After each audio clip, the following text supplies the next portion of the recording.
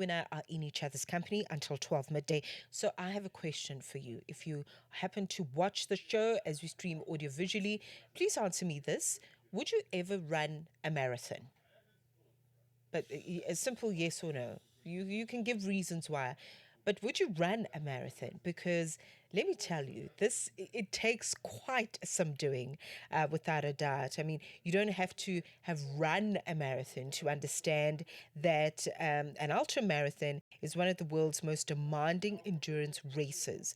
Success over long distances is built before starting to run. So before the gun goes off, you're already prepared, okay? And that's what it takes. So it requires months of structured training, careful nutrition, adequate recovery, and a certain kind of mental resilience, I would imagine, to be able to sustain yourself for 89 kilometers, as we've seen in the recent Comrades Marathon. So joining us today, we've got the 2026 Comrades Marathon champion, George Kusche, is joining us on the line, and we're going to speak about the recent victory. We're going to celebrate with him, but also we really are hoping that he'll offer us a unique perspective into what it truly takes to prepare for a performance in long distance endurance events of this nature. George, such a pleasure to speak to you as the winner of this year's Comrades Marathon. Welcome to the show. Thank you so much for having me. Thank you very much for the time. I happened to catch a few minutes of the conversation that you had online with the legend of ultra marathon running, Bruce Fordyce, and it was just so wonderful to see the both of you sort of exchange knowledge around running and what it takes and the work that you put in. So that was really, really just such a treat to watch. But how are you feeling at the moment as you and I speak? Yeah, I'm feeling good. I think I'm starting to recover now and Mm-hmm. starting to think about, training again for the next marathon. Training again for the next one. Oh my goodness! So it never stops. Talk to us about what interested you in running as a sport. Did you start in cross country at school, or how did it begin? Yes, I started quite young, but I never specialized up until I was 16, I'd Mm-hmm. say. In primary school, I did all the sports that were offered at my school.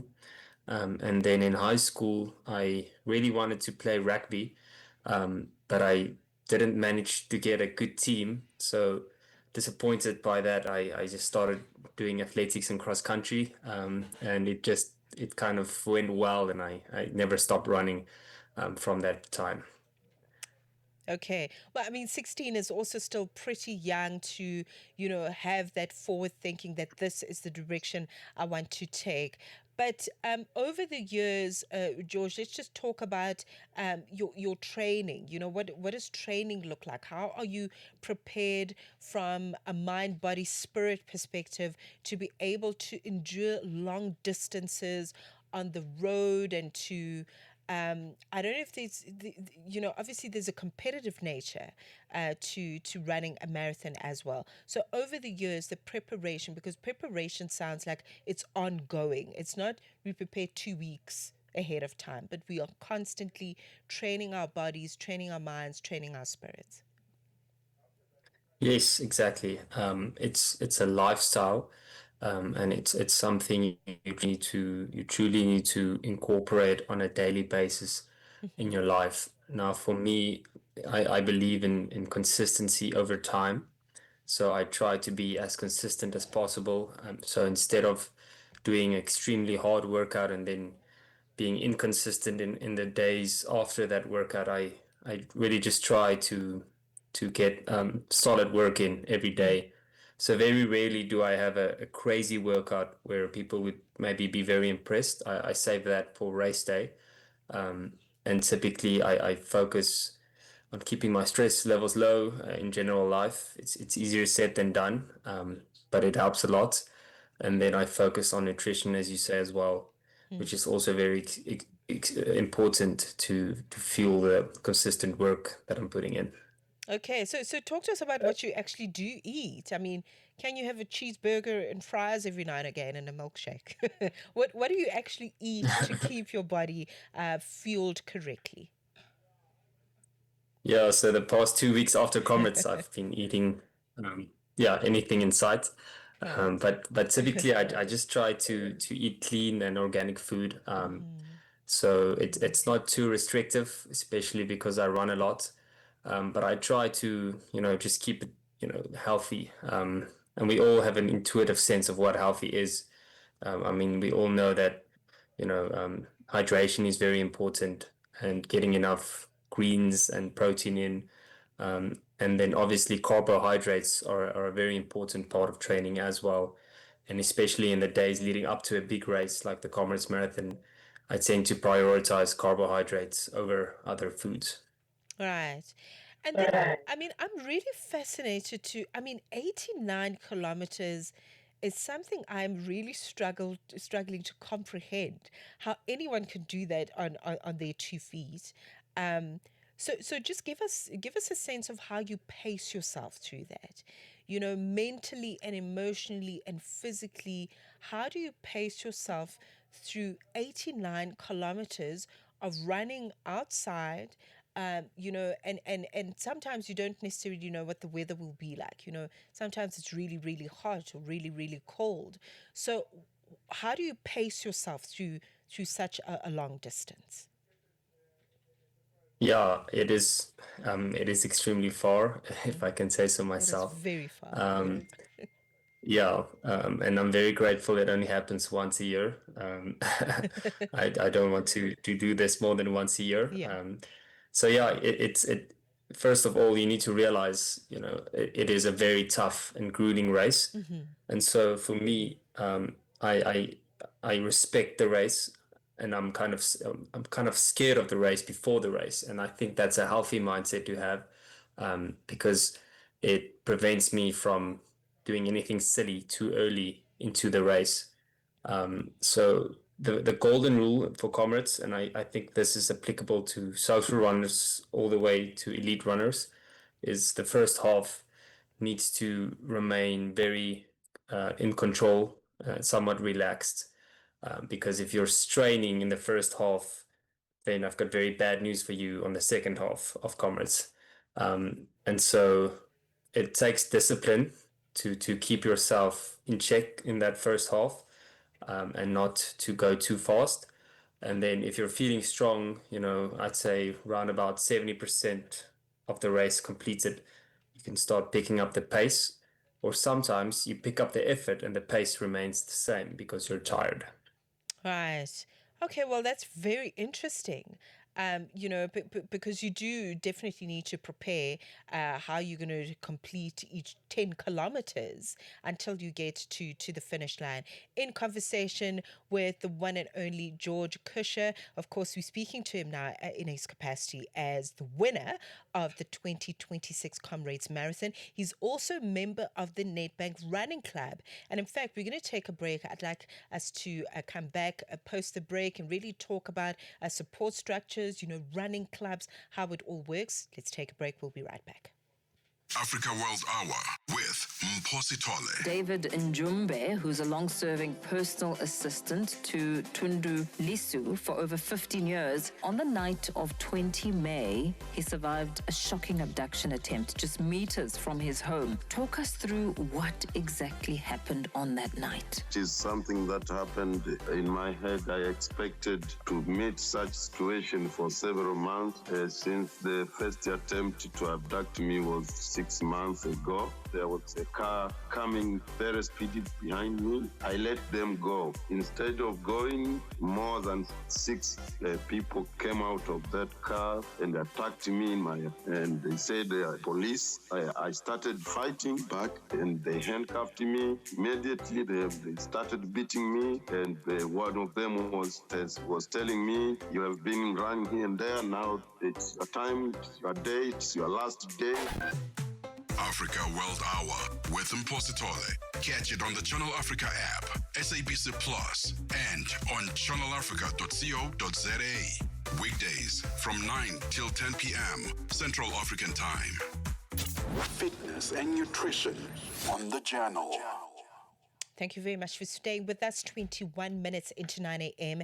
in Central African time. In conversation with George Kusche. He is the 2026 Comrades winner for the year, for this year, of course. And I think he comes in at a time where South Africa really had some great champions when it comes to ultra marathons, particularly the Comrades Marathon.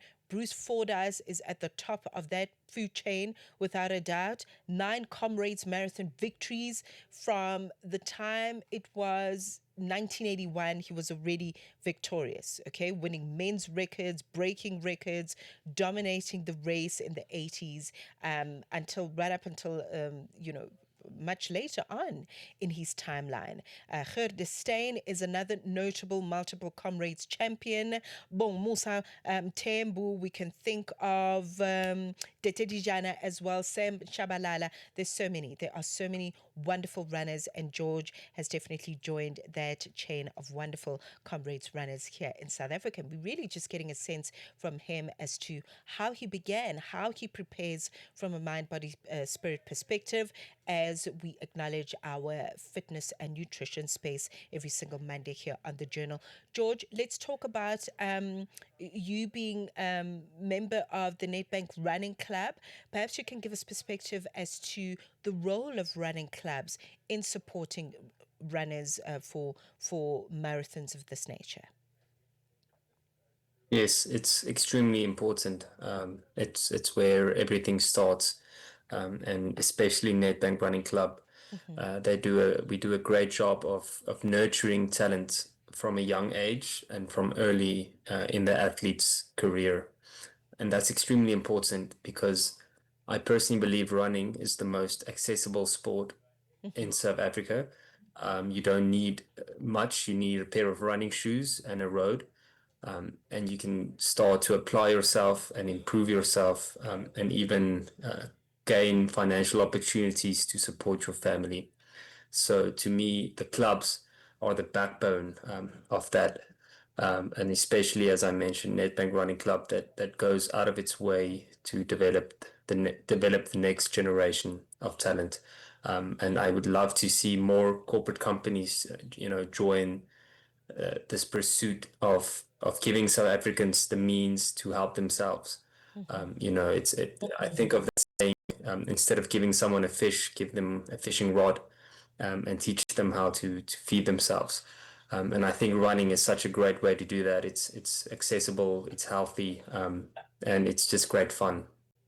It's healthy and accessible. I love those words. Accessibility for us to engage in this manner is so important.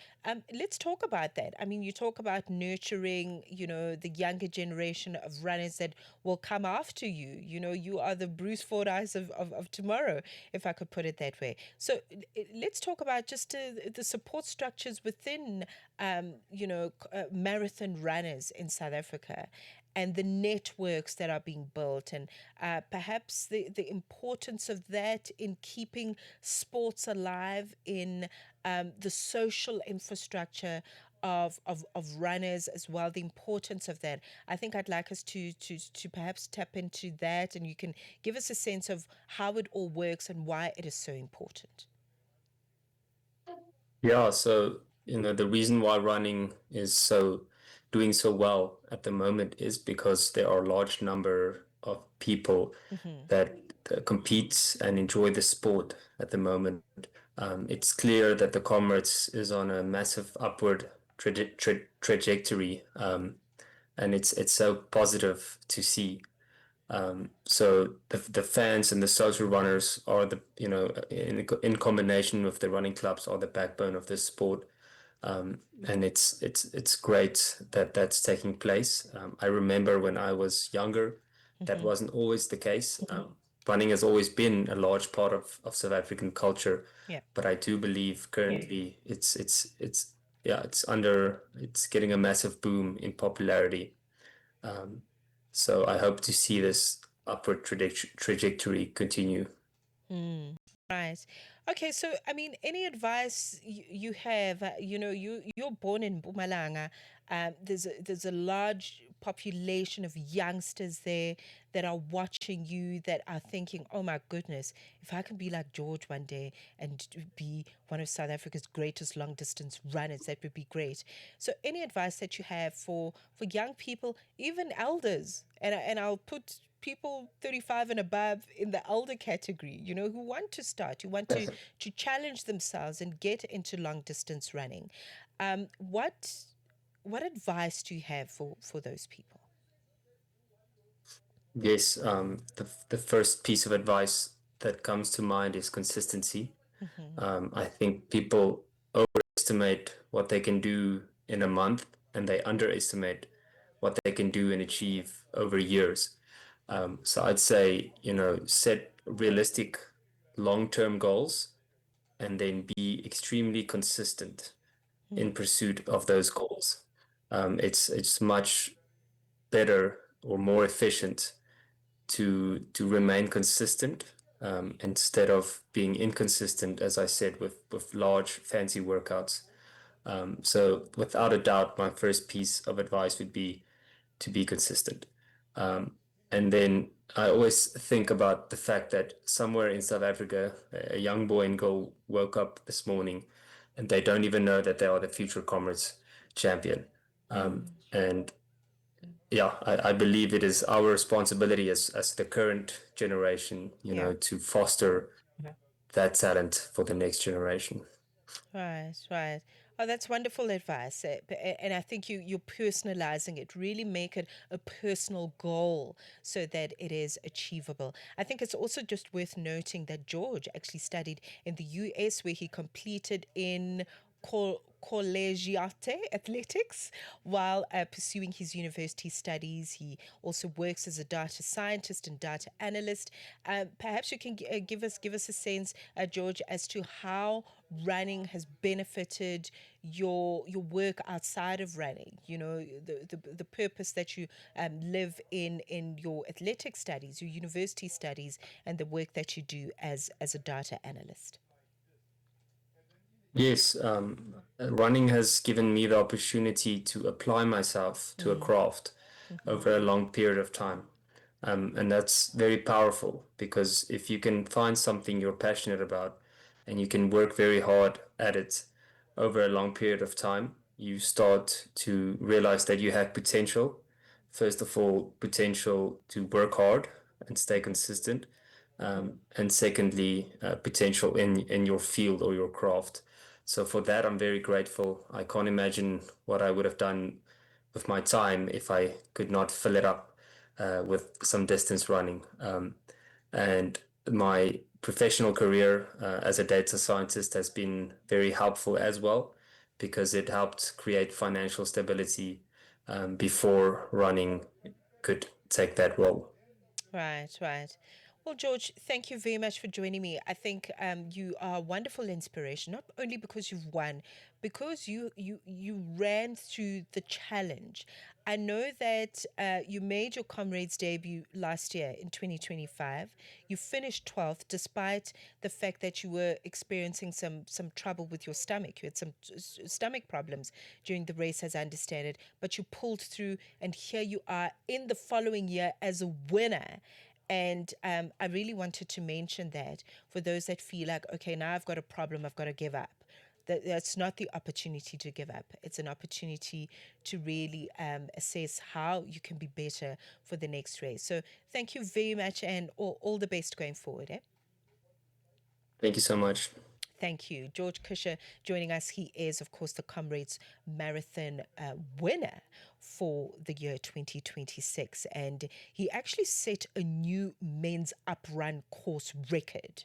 He has set a new record of 5 hours, 15 minutes, and 56 seconds, breaking the previous records by nearly 9 minutes. Let that sink in. Isn't that a wonderful thing? So great to speak to people that are really in pursuit of greatness and using their own personal experiences to teach others about what is possible. So, on that note, from one sporting conversation to the next, let's check in with the latest in sports. Figilile Ngwati standing by with the latest. Sports.